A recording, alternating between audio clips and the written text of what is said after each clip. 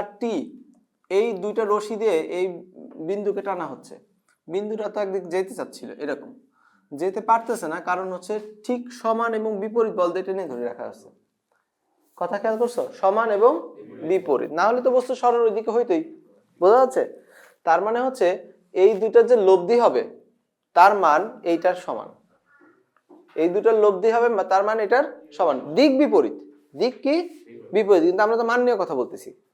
তাহলে এরকম সাম্য অবস্থায় থাকলে যে কোনো দুইটার সমষ্টি আর একটার সমান, লব্ধির মান যে কোনো দুইটার সমষ্টি আর একটার সমান। বুঝতে পারছো?